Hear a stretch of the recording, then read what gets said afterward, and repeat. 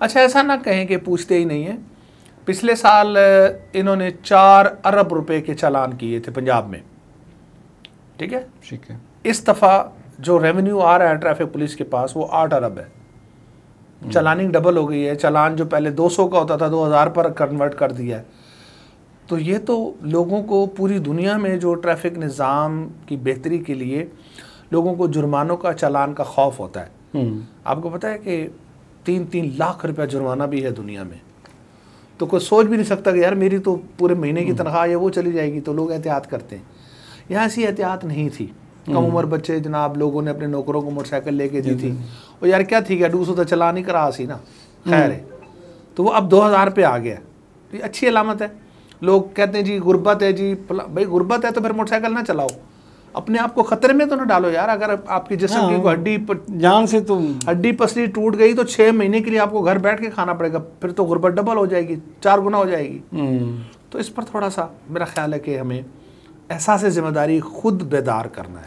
अच्छा, ये कोई रेशो आपके पास ऐसा है कि ये जो इस वायलेशन जो बेसिकली रोड पे वायलेशन होती है, तो घर वाले हैं ना जी, उनका तो हमने डिस्कस कर लिया कि जी वो उनको कंट्रोल करना चाहिए था, बड़े स्ट्रिक्ट होना चाहिए था।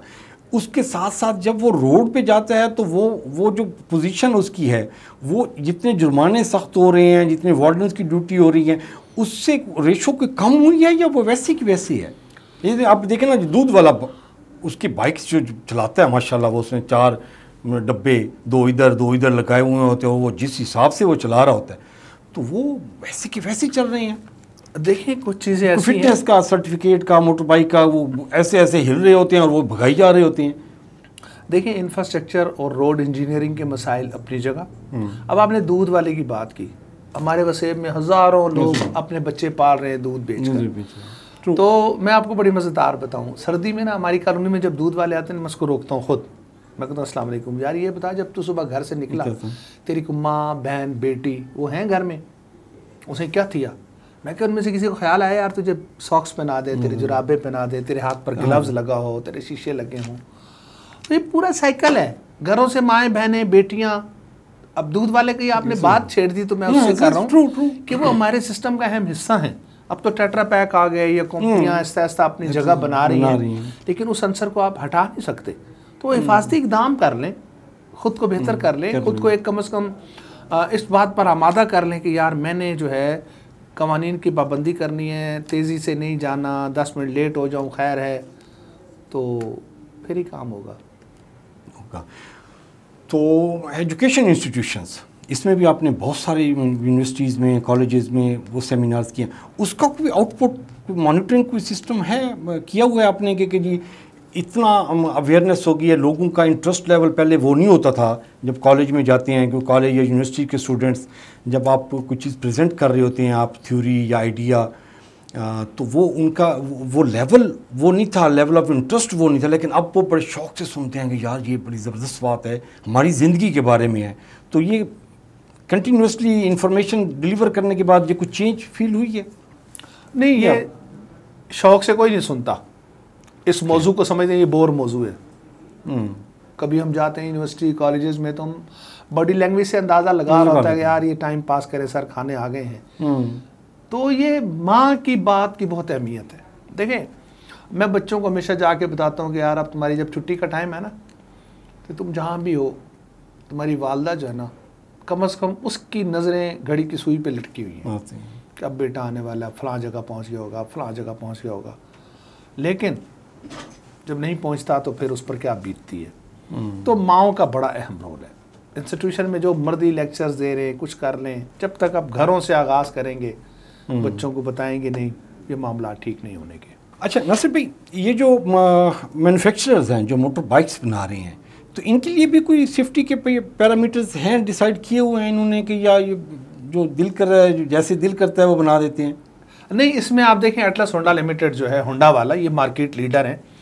और हमारे यहाँ जो हर साल 20 लाख मोटरसाइकिलें आती हैं, उनमें से मेजर शेयर इनका होता है। 16 लाख प्लस मोटरसाइकिलें होंडा की आती हैं। तो इन्होंने अपने हर शोरूम पर सेफ्टी एडवाइज़र रखा हुआ है, जो मोटरसाइकिल लेने आते हैं उनको बताते हैं कि यार ये चीज़ है, हेलमेट ज़रूरी है, चीज़ें वो बताते हैं। अब हम क्या करते हैं, आप ये देखें, अभी आपकी हमारी बड़ी अहम बात मिरर की हो रही है। हर मोटरसाइकिल पर 100% मिरर लगे होते हैं। वो कहते हैं यार ये कुल्हाड़े मेरे को पकड़ा दे मिरर में घर रखे सब, क्या हो गया तुम्हें, उसको उतार देते हैं। ब्यूटिफिकेशन है। अगर ये मैन्युफैक्चरर्स उसको डिज़ाइनिंग को ऐसी बना दें कि जिसकी वजह से वो खुद फील करे कि यार ये मेरी मोटर बाइक की ग्लास की वजह से ब्यूटिफिकेशन बनेगी। और सही शीशा क्या सिर्फ औरतों के लिए बनेगा, उन्होंने देखना है शीशा किस लिए बना, अपने हुस्न की ज़बाइश के लिए नहीं बना, ये आपकी ज़िंदगी के लिए भी है। ये वाला शीशा एक डिफरेंट है, ये मिरर डिफरेंट है। आप उसमें अपना चेहरा भी देख सकते हैं, लेकिन आप पीछे आने वालों को भी देख सकते हैं, अहमियत है इसकी। तो उसके अगर कोई डिजाइनिंग, कोई शेप्स, कोई ऐसी कर, वो मिरर हो, हाँ क्या करते हैं उसको, मतलब शेप ऐसी करते हैं जो यंग जनरेशन जो उतारती है वो एक वजह से उतारती है, अदरवाइज तो कोई रीज़न नहीं है, क्योंकि उसको बाइक चलाते हुए कोई डिस्टर्बेंस नहीं होती। मेरे हिसाब से जितने लोगों मैंने डिस्कस किया वो कहते हैं कि ये खूबसूरत नहीं लगता, अच्छा नहीं लगता, ये मोटरसाइकिल की ब्यूटिफिकेशन सारी ऐसी तैसी फेर देता है। अगर तो वो उसके मोटरसाइकिल के जितने भी पार्ट्स हैं किसी के साथ उसको प्रॉब्लम नहीं है, एक वो मिरर है जिसके लिए उसको प्रॉब्लम है। अगर वो कोई ब्यूटिफिकेशन वाला डिज़ाइन कोई ऐसा साइज़ करके, तो मेरा अपना आइडिया है कि अगर ये इस पर एक्सपेरिमेंट किया जाए कि जी अब तो कोई वजह नहीं उतारने की, कोई और वजह आपके ज़हन में है कि जी क्यों उतारते हैं? नहीं, चूंकि मैंने नहीं उतारा इसलिए मुझे नहीं पता। आप जितने भी उतारते हैं ना वो उनकी एक ही रीज़न है और वो कहते हैं कि अच्छा नहीं लगता मोटरसाइकिल, ये गलत है। द मोस्टली एक्सीडेंट्स उनका रीज़न जो है यही था कि वो दाएं बाएं मुड़कर देखा नहीं और टकरा गए। तो इसको देखें ना, हर चीज़ को खूबसूरती के नज़रिया या उसकी ज़रूरत को देखें कि इम्पोर्टेंस क्या है, कि लाजमी हमारे लिए, हमारे फ़ायदे के लिए, हमारे तहफ़्फ़ुज़ के लिए, ठीक है, तो होने चाहिए। तो अब आप देखें ना, मोटरसाइकिल हम जो इदारे की बात कर रहे थे कि वो लोग बाकायदगी से सेफ्टी एडवाइज़र बिठाया है, बताते हैं यार ये मिरर नहीं उतारने, आपने हेलमेट पहनना है, वो तमाम इनिशियल जो ज़रूरियात हैं वो बताते हैं। अब आप अमल ही ना करें तो क्या कर लेगा आप? ठीक है। अच्छा, लास्ट क्वेश्चन नासिर भाई, आप जितनी कंपेन चला रहे हैं तो गवर्नमेंट लेवल पे भी किसी ने आपसे, पंजाब गवर्नमेंट ने या फेडरल गवर्नमेंट ने कंटेक्ट किया होगा कि जी आप इतना ज़बरदस्त काम कर रहे हैं तो आप ये सेफ्टी के एम्बेसडर बन के तो इसको नेशन वाइड इस पर सेमिनार्स करें और अवेयरनेस कंपेन करें, और डिफरेंट सिटीज़ में जाके डिफरेंट पेरेंट्स से, कोई ऐसा गवर्नमेंट की तरफ से भी कोई कंटेक्ट हुआ है? नहीं, ये गवर्नमेंट ने सारी जिम्मेदारी सिटी ट्रैफिक पुलिस को दी हुई है हर शहर की जो है। और उन्होंने अपने हर डिस्ट्रिक्ट में जहाँ जहाँ वार्डन फोर्स मौजूद है उन्होंने वहाँ पर एजुकेशन विंग बनाया हुआ है। जो जाता है इंस्टीट्यूशंस में, तालीमी इदारों में, बड़ी फैक्ट्रियों में, वो अपना रोल प्ले कर रहे हैं। हम उनके साथ मिल जाते हैं और हमारी कोशिश होती है कि हम भी अपनी बात कर दें। इसमें जो सबसे अहम, पंजाब में इस वक्त अगर किसी के दिल के करीब कोई महकमा है या सबसे जिसकी इज्जत एहतराम किया जाता है, वो है 1122।